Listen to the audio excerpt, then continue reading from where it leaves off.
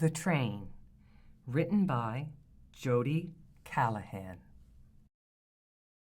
Ashley was smaller than her sister, but old enough to walk herself to school every morning and back again at the end of the day. She took her time when she walked, kicking dirt to uncover stones and pieces of colored glass, which she kept on the windowsill in her bedroom. The sun was exceptionally bright this afternoon. Ashley had to shield her eyes with a hand to see the road. A car sped past her, billowing up a cloud of dirt. It stung her eyes, and she stopped to wipe them. Squinting, she followed the tire tracks up the road to where the old train station used to stand.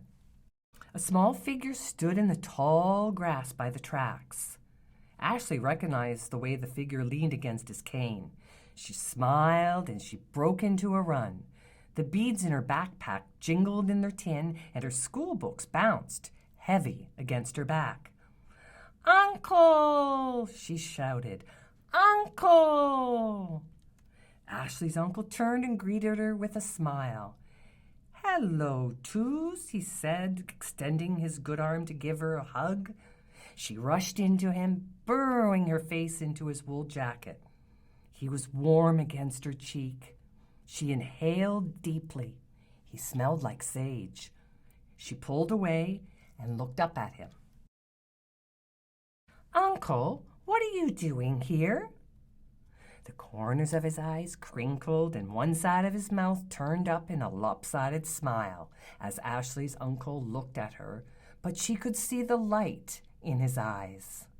He focused his gaze down the train tracks. The planks of wood between the metal rails were rotting and broken from years and years of weather damage. It was easy to see the community no longer thought of this place. "I'm waiting for the train," he let out in a small voice. Ashley looked down the track too. It was worn and overgrown with weeds, no longer fit for a train. She giggled. "Uncle, the train doesn't come here anymore." "I know, Toos," and he shifted his weight onto his cane. His smile drooped slowly. "I know." Ashley stopped smiling as well, and she furrowed her brow in concern. "What's wrong? Why are you so sad?" A look of indecision crossed his face as he glanced down at his small niece. "Come here." Uncle hobbled over to a piece of concrete foundation left from the old train station. He sat down and balanced his cane atop his knees. Ashley followed, sitting in the tall grass by his feet. She plucked a dandelion and rubbed it against the back of her hand, tracing a heart with the yellow stain. "I'm sad because our people have forgotten about this place," her uncle said, looking off and down the tracks. Ashley almost turned to see what he was looking at, but she knew nothing was there. She had walked by this place 1,000 times. She focused on her uncle, studying the lines on his small face. Wisps of gray hair fluttered around his head as the wind blew from behind him. Yet he looked young to her right now. "What happened?" she wondered aloud. "This place is very important to me and to people like me," he said proudly. "Why? What could be so important about a weeded-over train track?" Uncle clutched his cane in both hands and planted the rubber end firmly onto the ground. He leaned into it, looking at where she sat in the tall grass. "A long time ago, there was a train that ran through this place," he began. "It would come maybe once a month to drop things off, things like rice and potatoes, stuff from outside of the reserve." He took his handkerchief out of his pocket and he placed it on his lap, picking at loose threads as he spoke.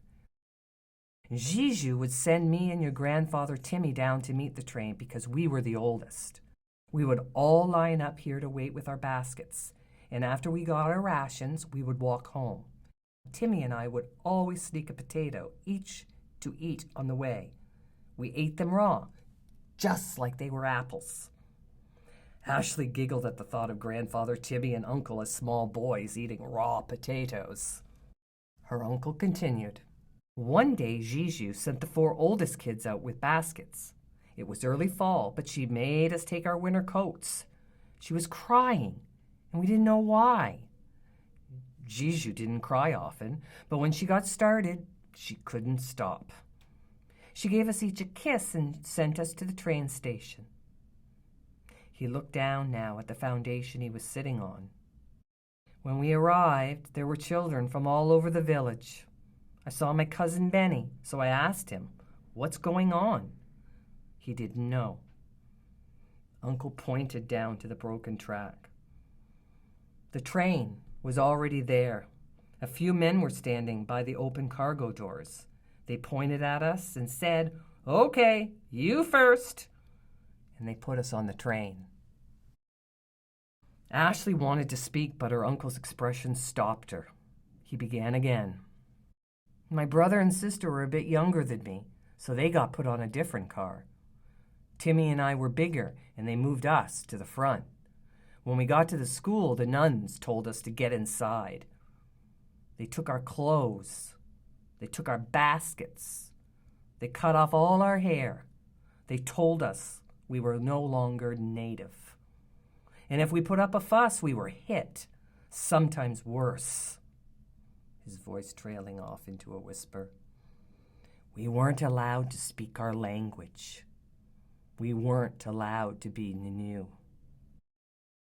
Ashley's uncle picked up his handkerchief and he blew his nose. He clutched it tightly in his right hand, his shoulders trembling softly. I was there for 6 years, he told his niece. I didn't know how to speak any English, so I didn't talk to too many people. I was like a little mouse hiding in my room. He smiled softly, tears now gathering in the corners of his eyes. I tried to be invisible, but they found me. Ashley stared down at the grass. She plucked a few pieces and she tied them into knots. Why did they do that? She looked up. The deep lines in her uncle's face had softened. His eyes glittered as the sun shone down on his brown skin. Because we were different, he said calmly.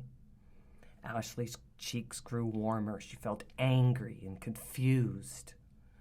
Why didn't your mommy and daddy come and get you?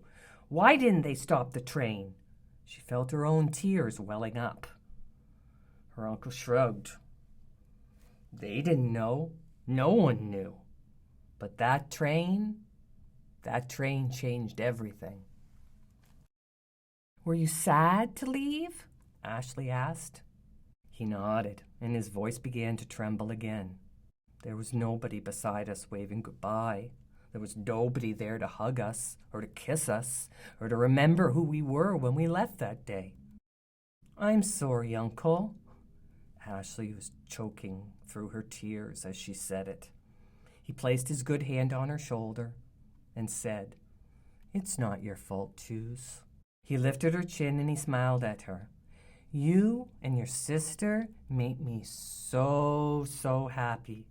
When I hear you laugh and see you run and play, it makes me think that one day everything will be okay again. One day we won't be so sad. He paused and he looked toward the track for a moment. I wanted you to know where your family has come from, Ashley, so you can be proud of where you are going. Ashley wiped her tears with her sleeve. Is that why you come to sit here, Uncle? To remember what happened? He nodded and thought for a moment. I come here to remember what happened, but I also come here to wait. What are you waiting for? She asked, craning her neck to look down at the tracks, broken, rusted, still in the evening light, just how she had left them. I'm waiting for what we lost that day to come back to us. Ashley reached up and she touched her uncle's fingers. They uncurled and her hand rested small inside of his. He looked at his little niece and she smiled up at him and said, "Don't worry, Uncle. I will wait with you."